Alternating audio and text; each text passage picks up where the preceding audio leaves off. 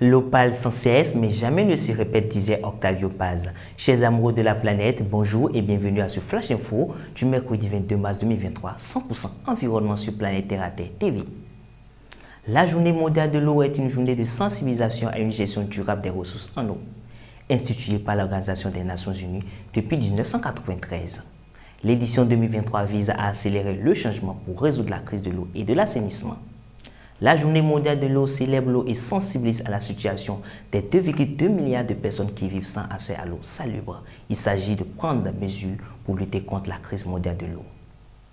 L'un des principaux objectifs de la journée mondiale de l'eau est de soutenir la réalisation du 6e objectif de développement durable d'ici 2030. Du 22 au 24 mars 2023, les Pays-Bas et le Tadjikistan co-organiseront la conférence des Nations Unies sur l'eau à New York. Le CANEA, cadre de concertation des acteurs non étatiques des secteurs de l'eau et de l'assainissement au Bénin, mobilise les acteurs afin de faire de ce secteur une priorité présidentielle. Les forêts et la santé, c'est le thème choisi pour célébrer la Journée internationale des forêts.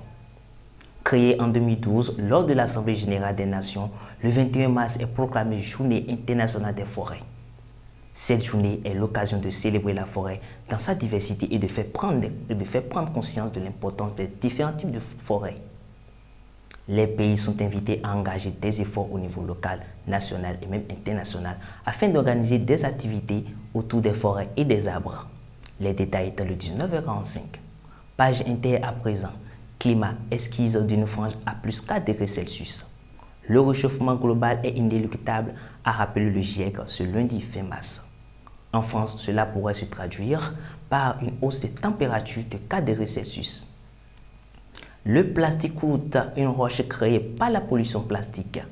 Nos déchets s'incrustent juste dans les roches des îles les plus isolées au monde. Des croûtes de déchets plastiques ou plastique croûte ont été retrouvées par des géologues sur l'île de Trinidad à 1200 km des côtes brésiliennes. Selon les scientifiques, les composants plastiques retrouvés dans les roches proviendraient des filets de pêche échoués. C'est tout pour ce Flash Info. Merci de votre aimable attention. Prenez le rendez-vous tous les jours du lundi au vendredi pour suivre l'actualité exclusivement liée à l'environnement sur l'ensemble de nos réseaux. Retrouvez Inès Kwasi à la présentation de 19h45. D'ici là, protégez l'environnement parce que l'environnement, c'est vous.